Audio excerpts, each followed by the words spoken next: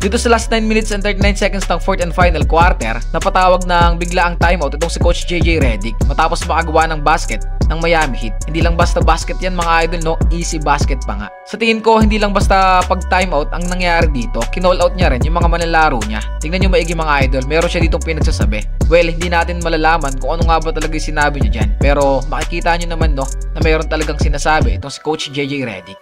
Siguro isa to sa mga dahilan kung bakit nating masasabi na sakto lang talaga yung pagkakakuha bilang head coach ng Los Angeles Lakers dito kay Coach JJ Redick kasi talagang gusto niyang makuha ang panalo sa bawat laban. Matapos ng timeout na yan mga idol, nakagawa ng magandang run ang Los Angeles Lakers na naging dahilan kung bakit nila nakuha ang panalo kontra sa Miami Heat. Una sa lahat itong slam dunk na ginawa ni Jake LaRavia. Nang dahil sa basket na yan, lumobo na ang kalamangan ng Lake Show sa 5. Matapos ng basket galing kay LaRavia, nasundan kaagad yan ni Luka Doncic matapos niya atakihin yung loob ng paint. Pero sa mga oras na to, hindi pa talaga sumusuko ang kupunan ng Miami Heat at naibaba pa nga nila yung kalamangan ng LA sa 4 sa score na 107-111.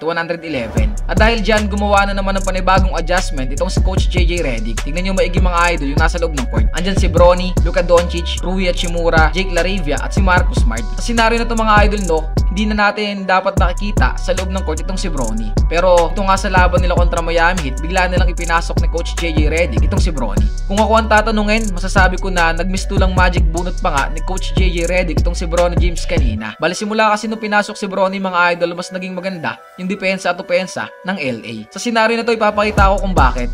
So ayan, si Bronny may hawak ng bola dito mga idol at kung mapapansin nyo, handa na siyang umatake. Nung naiwan ni Bronny yung primary defender niya dito, as you can see, nag-drop defense si Wiggins, pati na rin si Bam Adebayo mga idol na naka-drop coverage sa loob ng paint ay naging alisto. Pero hindi niya pwedeng iwanan dito si Jake LaRavia na nakapesto na sa loob ng paint. Kaya anong nangyari, mag-aalalay na naman itong si Davion Mitchell. Tingnan nyo maigi mga idol, umangat siya ng bahagya, niwanan niya si Marcus Smart na nakapesto naman sa left corner. Sa senaryo kasi na to, inaabangan niya kung kanino ibibigay ni Bronny yung bola kasi pwedeng ibigay ni Bronny mga idol yung bola dito kay Rui Hachimura na nasa left wing. So ayan, nag-commit na dito si Andrew Wiggins para pigilan o depensahan itong si Bronny James. Kudos kay Bronny mga idol kasi hindi talaga siya nataranta. So ayan, maganda dito yung naging depensa ni Andrew Wiggins. Kaso nga lang kung mapapansin nyo, open na si Marcus Smart sa left corner. Sa senaryo na to, ipinakita rin ni Bronny James na meron talaga siyang high IQ at playmaking ability. So ayan, Bronny with the kick out pass to Smart. Marcus Smart for 3, nothing but net.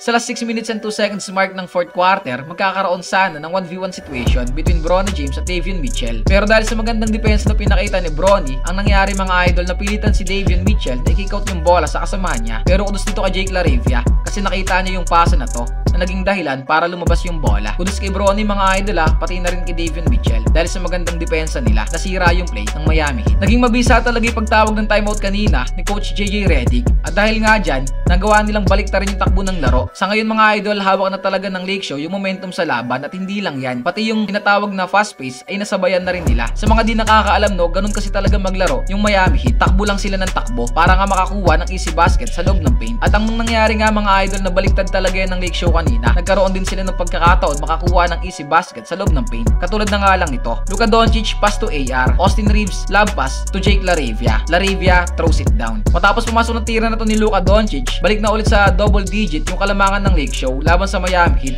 sa score na 120-110. Dahil sa pagtawag ng timeout ni Coach JJ Redick at magandang adjustment na rin, natulungan nito maprotektahan ang home court ng Lake Show. Bali nakuha ng Lake Show mga idol ng panalo sa laban na to sa score na 130-120, lamang sila ng 10. Sa mga nagtatanong no kung anong naging stats ni Bronny sa game na to, nakapagtala siya mga idol ng 2 points galing sa lob pass ni AR-15. Bukod pa doon, nakagawa rin siya ng 2 assists, samahan mo pa ng 3 steals. What a game para kay Bronny mga idol, hindi man ganun kaganda yung opensa, pero tingnan nyo naman, meron pa rin maiaambag sa kanilang kupunan. Syempre, ang pinaka-importante sa lahat, nakakuha nila ang panalo. So yun lang mga idol, maraming salamat sa solid suporta. It's your boy King Jen.